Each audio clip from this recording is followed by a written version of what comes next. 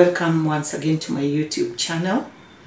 Today we are going to continue our topics on nutrition, and today I want to specifically discuss about positioning and attachment of the baby. Attachment, as some of you may refer to, is also called latching. So what's the importance of proper latching or proper attachment? If a baby is not well attached to the breast, the mother will develop cracks on the nipples, and also if the baby is not well attached, the baby will not get enough milk, and you find that this baby will not be gaining enough weight, or rather will not be gaining adequate weight as is required. So before we go into latching and positioning, I would like us to look briefly at the anatomy of the breast. And we are not going to discuss the whole breast. I'm just going to talk about the main parts that are concerned with breastfeeding. Of course, the whole breast is concerned with breastfeeding, but externally, which are the parts that a mother needs to be aware of. Now, we have the nipple, the sharp-pointed part, and this is just to direct milk to the baby's mouth. Then we have the surrounding area, which is the areola. Most mothers have a normal areola, but we have a few with a very big areola. Then just below the areola, this is the nipple, this is the areola. Just below the areola, we have milk ducts. In Swahili, we would call them like maybe mifereji, za kutiririsha maziwa. So we have the large ducts up, and we have the smaller ducts here. The small ducts, which are referred to as alveoli, the main work is to store milk until the next feed. So when the baby attaches to the breast, they are supposed to get hold of the nipple together with the areola.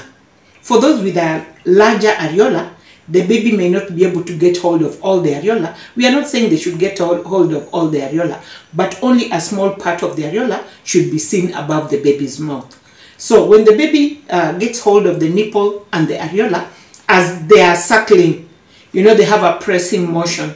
So they are pressing on the milk ducts, which are just below the areola.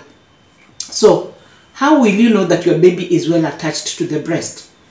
Number one, when you look at the baby's mouth, it will be wide open. The baby's lower lip will be turned outwards. If it is turned inwards, you'll hear this sound like. So when that sound is there, it means the baby is swallowing a lot of air and the baby is not getting enough milk. This will also contribute to colic pains in the baby. So number one, I've said the mouth will be wide open. Then the lower lip will be turned out.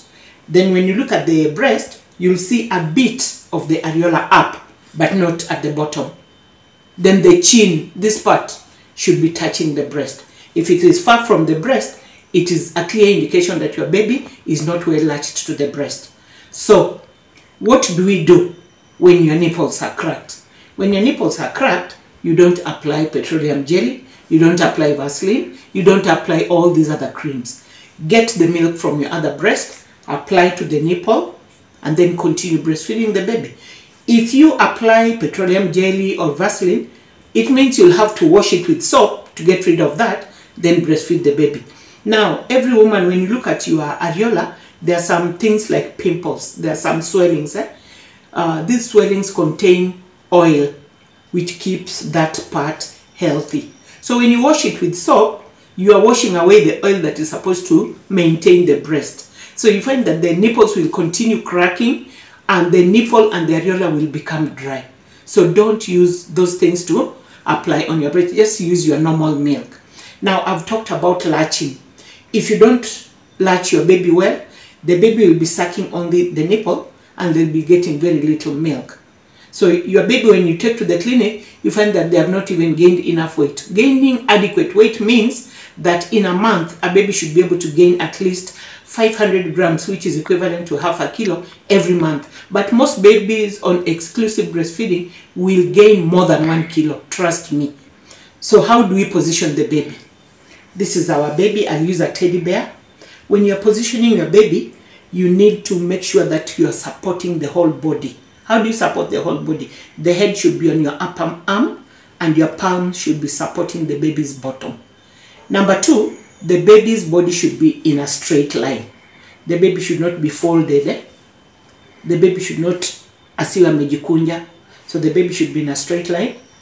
Hold the baby facing you and close to your body.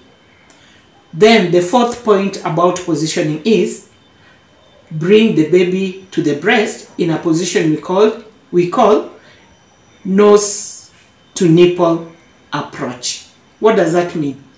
It means when you want to attach your baby well to your breast, you touch the baby's nose with your nipple, they'll open their mouth.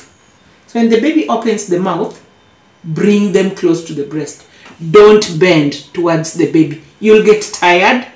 And you know when you're stressed because you're tired and uncomfortable, you'll not release the milk. So we are saying sit in a comfortable position. When you want to breastfeed the baby, touch their nose with your nipple. As they open the mouth, bring them close to your body and then breastfeed. So next, we are going to talk about what is the length of time that a baby is supposed to breastfeed on one breast and what are the reasons. So with those few remarks, I want to say thank you for listening, and please remember to subscribe, to share, to like, and give me your comments, whether they are positive or they are negative. It will help me also to improve on my presentation. Thank you so much and keep it here. Good night, everyone.